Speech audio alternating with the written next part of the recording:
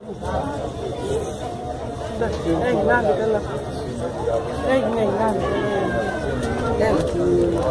σκέτα είναι.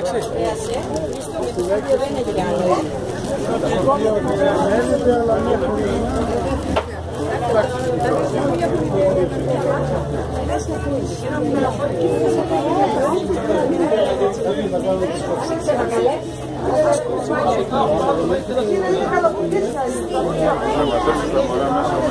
«30 γραμμαρίου δεν είναι ποικίλα». Πάντως νομίζω πως θέλει ένα. 50 γραμμαρίων. Ναι, ένα αυτό βάζω. Ένα πάει και το βάζω μέσα στο γιαούρτι. Καλημέρα, τι κάνουμε? Καλημέρα. Τι ετοιμάζετε τώρα? Οτία. Λοιπόν, οτία. Γιατί στα αγγλικά. Στα αγγλικά πες, στα αγγλικά. Στα ποντιακά πες. Βάλουμε 15 οβά. Ένα πακέτο γούτορων. Γιαούρτι. Αυτά τα μπέκι 2, τι σου το βάλουμε. Εντάξει, καλά λέει. Λοιπόν και το αλέφι και το φουσκώνει το φουσκώνει. Και με αυτά τα υλικά πόσα οτία ας πούμε θα κάνουμε? Έχεις και ποσότητα. Περίπου. Περίπου είναι 10 κιλά. 10 κιλά. 300. 300 κομμάτια. 300 νομάτι είναι εδώ δηλαδή τώρα? Δεν ξέρω, πάντως 300 ήταν. Δεν θα πάνε και στεναχωριέσαι. Εγώ 30 βλέπω. 300 είπατε. 300. Μάλιστα. Μπράβο. Είναι 50 γραμμαρίων. Αυτό με τα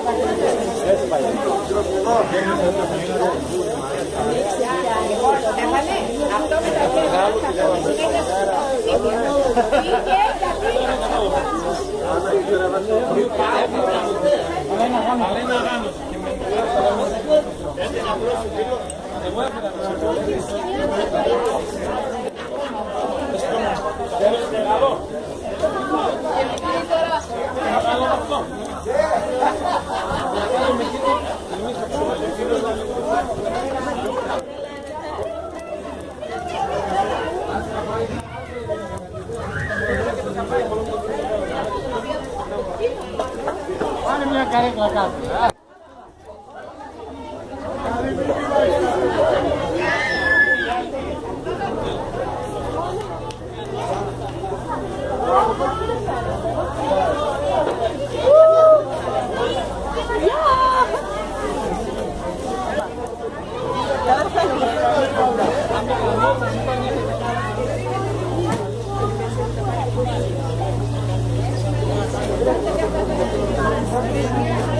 Ναι. Εδώ είναι Κρητική Επιτροπή.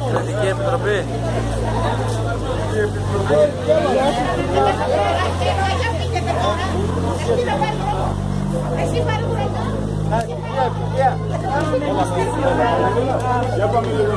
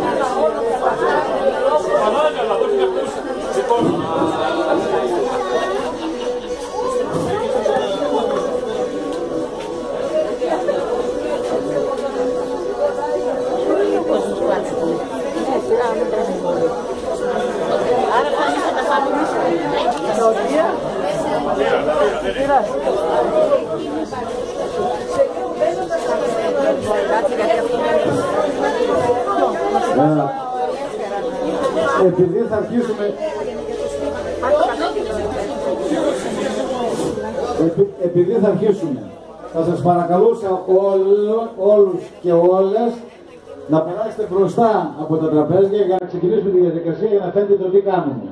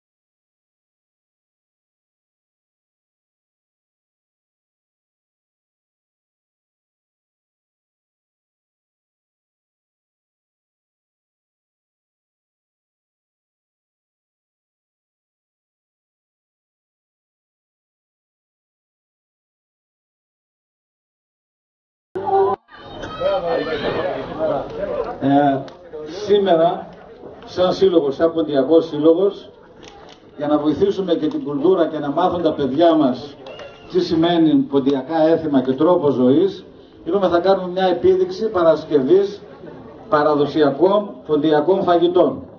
Επειδή κυρίως η εκδήλωση είναι αφιερωμένη στα παιδιά για να μάθουν, θα παρακαλούσα τα παιδάκια να καθίσουν στις πρώτες θέσεις μπροστά για να έχουν και τη δυνατότητα να βλέπουν, οι μεγάλοι λίγο παραπίσω. Θέλω όμως όλοι να περάσετε μπροστά εδώ για να ξεκινήσουμε. Ένας λαός, εκτός από το τραγούδι και το χορό που μαθαίνετε εδώ στο σύλλογο, έχει και άλλα χαρακτηριστικά. Ένα από τα χαρακτηριστικά είναι και ο τρόπος που τρώει, που κάνει φαγητά, που ζει την καθημερινότητά του.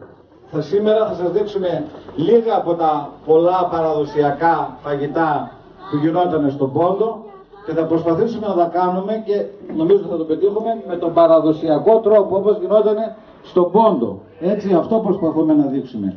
Θα ξεκινήσουμε με την Παρασκευή βούτυρου, να δείτε πώς γινόταν το βούτυρο, πώς γινόταν το ταν, το αριάνι που το λένε σήμερα, το πουλάνε και στα μαγαζιά, ταν το λέγανε, ταν στον Πόντο, και τι άλλα φαγητά βγαίνουν από αυτή τη διαδικασία.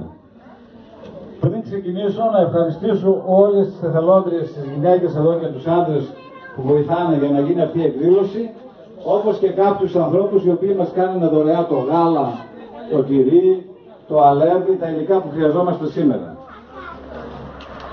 Θα ξεκινήσουμε, είπαμε με την Παρασκευή, η κυρία Μαρίκα που είναι.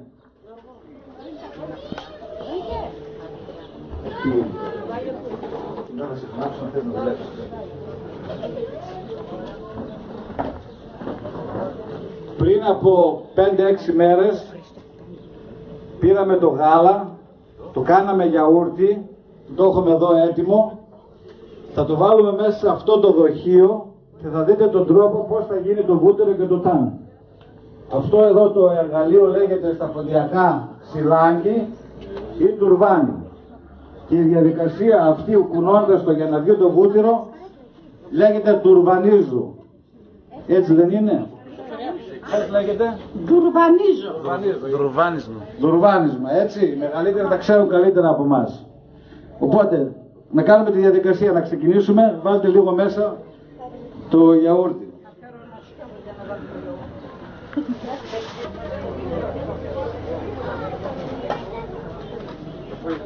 Γάλλοι κάπου έχει κουτάλες, έχει μεγάλες κουτάλες.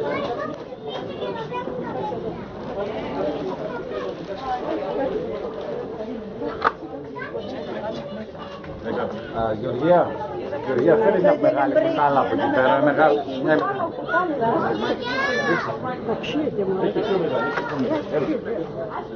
Έλα, διαλύκει μόνο. Κάτσε.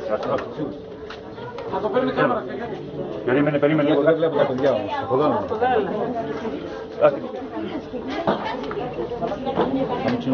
να, όσο γίνεται η διαδικασία και το ετοιμάζουν, να σας πω ότι τα χρόνια εκείνα που ήταν δύσκολη η ζωή, η πόντια γυναίκα δεν υπήρχε περίπτωση να μείνουν τα παιδιά της ή το σπίτι της νηστικός κάποιος. Θα βρίσκανε τρόπο καθημερινά το τραπέζι να ήταν γεμάτο.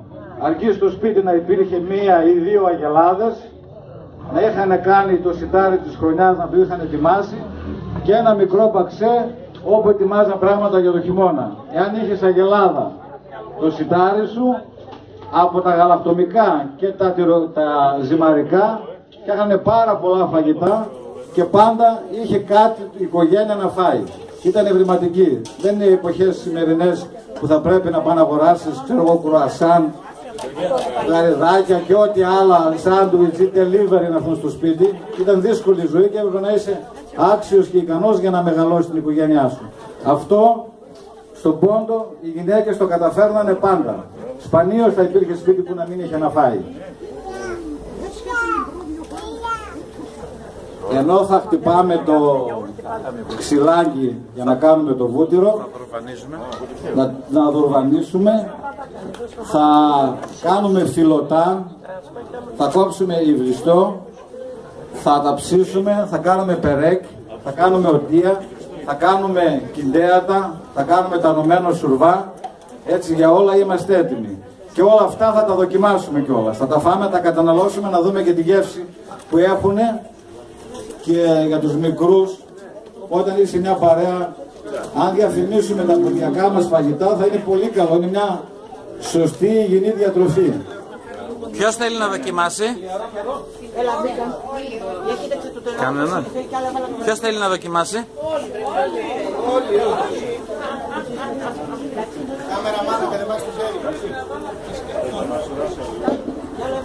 Λοιπόν, έχουμε βάλει το υλικό, το γιαούρτι μέσα στο ξυλάκι και τώρα θα μας δείξουν πώς το χτυπάμε. Αυτό θα διαρκέσει αρκετή ώρα. Εδώ θα κάνουμε άλλες δουλειές. Κάποιος θα είναι εδώ πέρα και θα έρθουν και τα παιδάκια να δοκιμάσουν πώς κουνιέται για να δουν πώς γίνεται. Έτσι να έχουμε μια πείρα. Να πούμε άλλη μια φορά τι παράγουμε εδώ, τι φτιάχνουμε.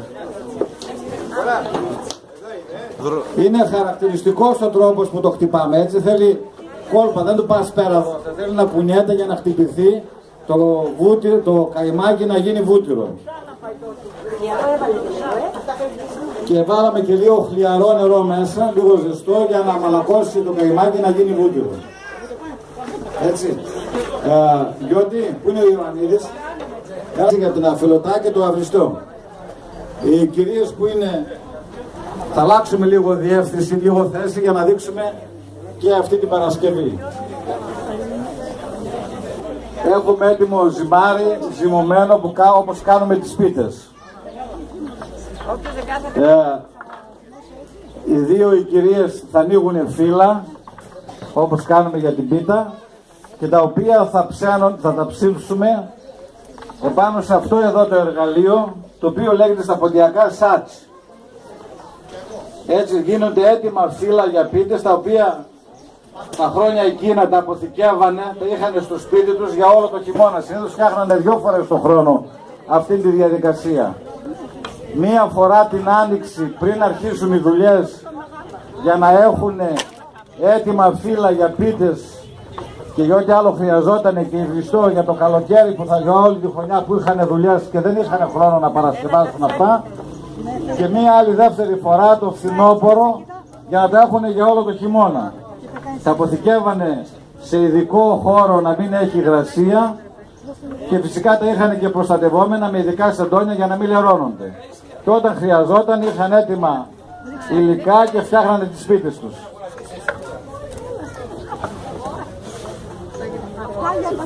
Είναι μικρά. Και μεγάλα. Είναι μεγάλα. Δεν θα παίξει.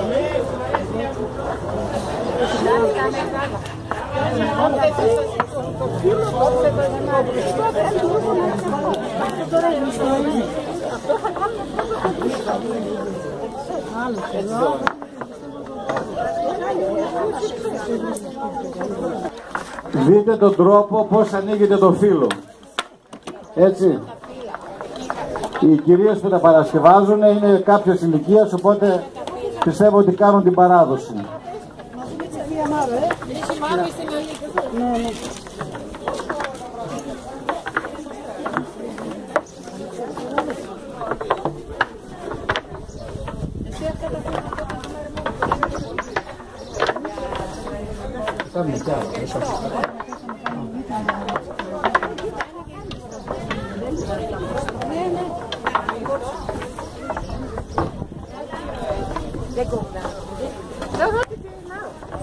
Αλλά κουλευτάμε για υβριστό.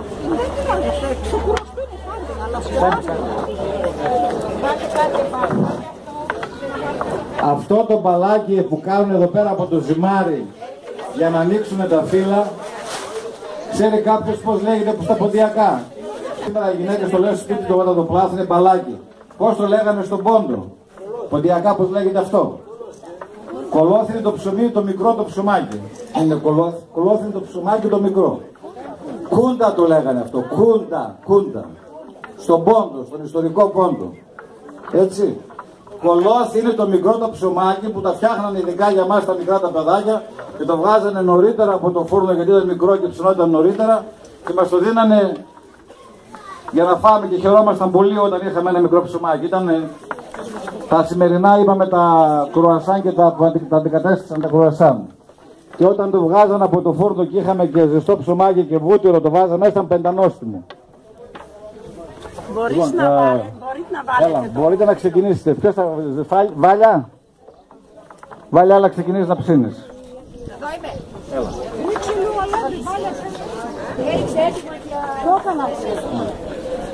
Λοιπόν, δείτε εδώ πέρα πώς ψήνεται το φύλλο, έτσι. Το ανοίγουν οι γυναίκες. Κάντε και στο άλλο, και στο δεύτερο. Κάντε και στο δεύτερο, να δείτε κι άλλο. Πού τα βάζεις αυτά? Εκεί πάνω στο χαρτί. Δεν ξέρω, φτάνει για υβριστό αυτό το φύλλο, είναι καλά ψημένο.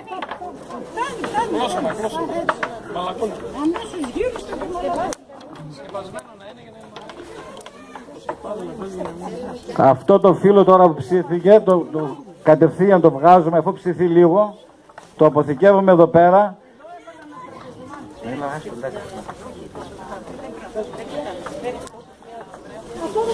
Και θα σας δείξουμε πώς γίνεται το υβριστό. Έλα από εδώ.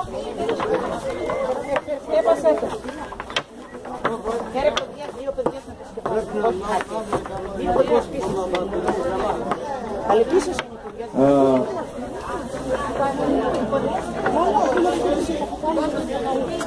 δεν περάσει.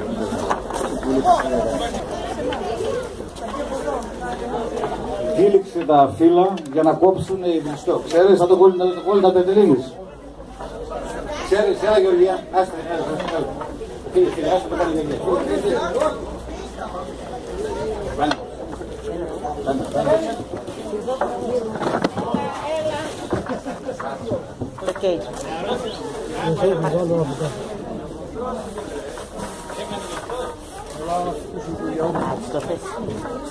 Όπως το θες εσύ να το κάνεις. Ωραία, και θα σε δίνω. Λοιπόν, το ψημένο το φύλλο τυλίγεται με ειδικό τρόπο εδώ πέρα και το κόβουμε ψηλά για να κάνουμε το υβριστό. Έτσι. Έχει ειδικό τρόπο παρασκευής.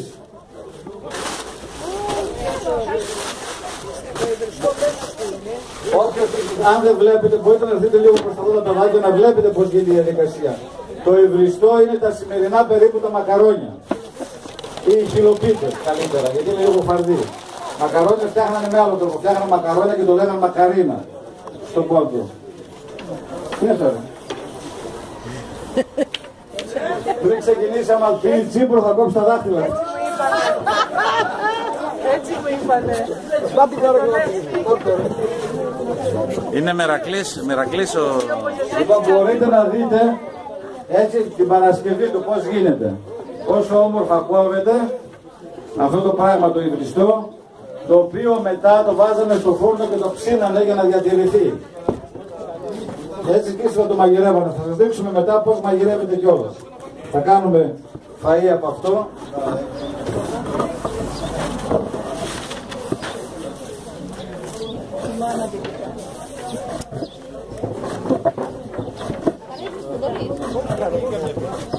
Κόβει το μαχαίρι καλά.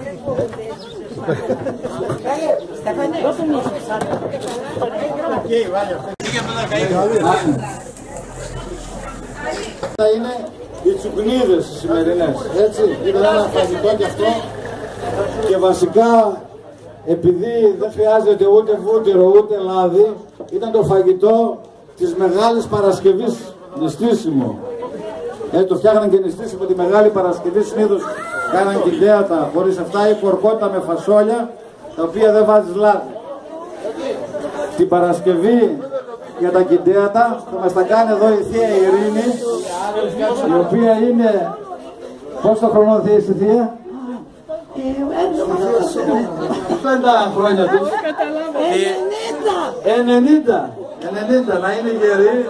Την ευχαριστούμε που είναι κοντά μας εδώ, έτσι τα κάνει με πείρα. Αυτά που έφτιαχνε εδώ, που έμαθε από τα νιάτα της, από τους παππούδες, από τους γονείς. Τι κάνουμε τώρα εδώ? Εδώ κάνουμε κοιτέατα. Είναι τα τσουκνίδια, τα οποία τα μαζέψαμε, τα καθαρίσαμε, τα πλέναμε καλά, τα ενζυματίσαμε Και θα μας λέει τώρα η ευτυχία τουλάχιστον τι κάνει εδώ πέρα η Θεία Ειρήνη. Ρίχνουμε το αλεύρι, λίγο καλαμποκίσιο, λίγο άσπρο μέχρι να πυθώσει.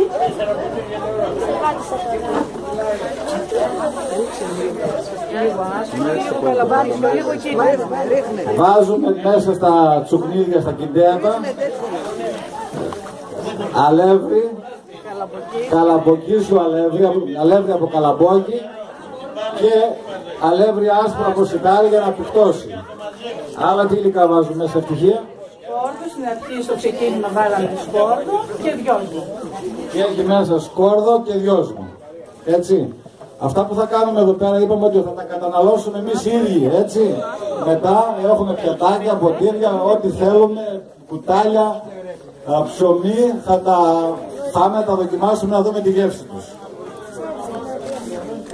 Θα φάμε κιντέατα. Θέλει πολύ καλό χτύπημα εδώ στην κατασκευή, στην Παρασκευή, το φαγητό αυτό, ούτως ώστε το αλεύρι να μην γίνει εισβόλη, έτσι, να γίνει χυλός. Θέλει ειδική τεχνική για να το κάνουμε. Θα το κουτάμε εδώ πέρα με το λίγο ζεστό νερό μέσα, λένε εδώ οι ειδικοί, για να μπορέσουν να το δουλέψουν. Το βραστήριο στον έχω έτοιμο. Τα βλέπετε τα μακαρόνια σήμερα. Έτσι, αυτό εδώ πέρα που λέτε είναι το υβριστό, οι χυλοποίητες, οι σημερινές. Θα πέσει. Το μαχαίρι θέλει συνέχεια κόρνισμα για να κάνει καλά τη δουλειά του. Ο Παρπαθόδωρος εδώ τα έχει τα εργαλεία. Θέλει κανένα παιδάκι, κανένα άντρας εδώ να δοκιμάσει να κόψει ή θα κόψει με τα δάχτυλα. Είναι επικίνδυνο. Έλα Γιώτη.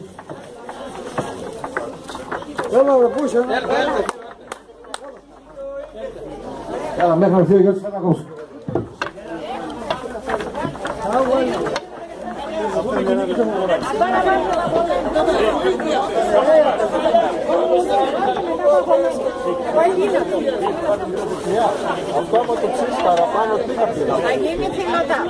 Λοιπόν, βλέπω ότι συνεχίζεται η παράδοση, έτσι. Όλοι έχουμε όρεξη να μάθουμε, να δούμε. Έχουμε ανθρώπους που μπορούν να μας δείξουν πώς γίνεται.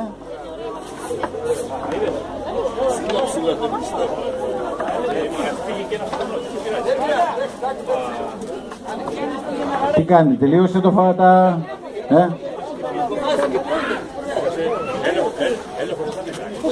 Τι φωνάζει.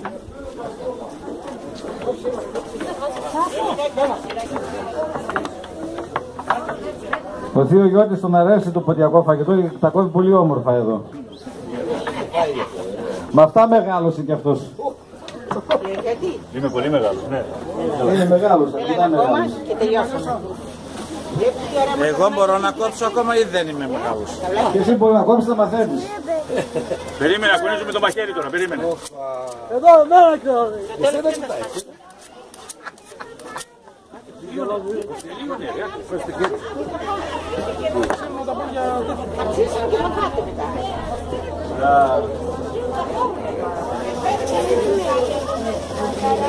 Έκοψε και καπνό φαίνεται αυτός, γι' αυτό ξέρει. Χαβάν. Χαβάν, ναι. Όχι, δεν έβλεπε. Ο πατέρας μου έκοβε χαβάν και εγώ πάρε το τέσσερα εκεί.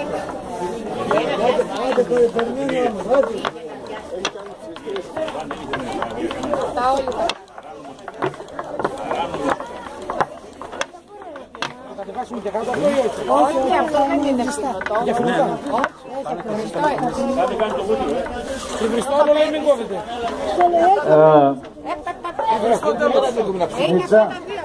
Μακαρόνια. Μίτσα, είστε έτοιμοι για τα...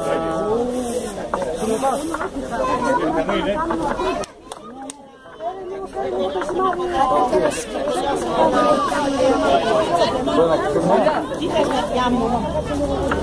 Όχι, δεν είναι σημασία και το φιλιά. Τα φιλάκια τώρα που θα πάνε από εκεί. Γιατί εδώ είναι ο φούρνος. Όταν θα σας δείξουμε κάτι άλλο θα σας φωνάξουμε.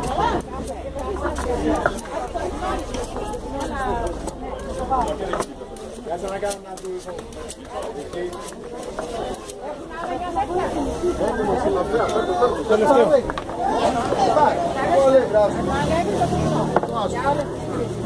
Σκέπασε τα σαλάτι και νερό. Δώσε να κάνει έτσι. Τελείωσε, να κάνουμε αυτά και δώσε να κάνουμε το τελευταίο γιατί ήταν μικρά αυτά. κανονίστε και θα κάνουμε λίγο το φύλλο και στο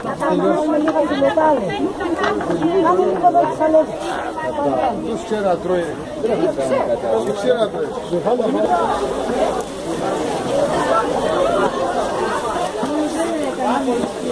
Παιδιά, δορφανίζει καλά ο κύριος. Να πούμε ότι αυτό που κόψαμε εδώ πέρα, έτσι, το υγριστό, στην τελική του μορφή, όταν το ψήνουμε, γίνεται έτσι.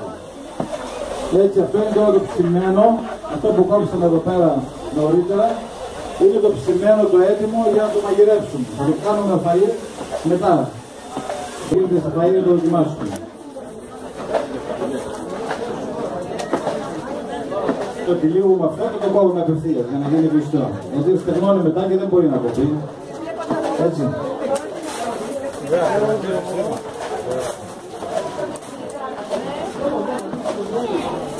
Πόσο να λέπουμε λίγο. Ακόμα θέλουμε. Έλε μόνο. Εσύ γιατί είναι το κρύο. Εγώ είναι το κρύο. Τόσο δύναμη εδώ έχει κορώνα. Στάμε την πετσέτα λίγο.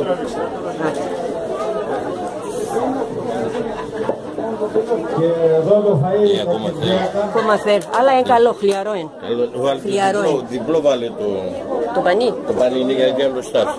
τελειώνει και η Παρασκευή του φαγητού που κάνει εδώ η Θεία Ειρήνη και την Πέατα. Έχουν τελειώσει καλά, γίνει πανέμορφη τουλάχιστον θα βάλει το αλάτι και το αλάτι και θα είναι μετανόστιμο. Για να μπορέσει να κάνει το... Ναι, δύο άτομα...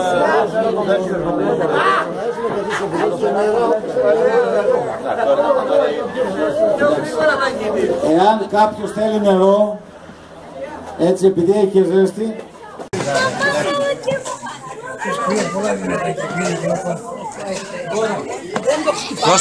Κώστα, πώς καταλαβαίνεις ότι είναι έτοιμο τώρα?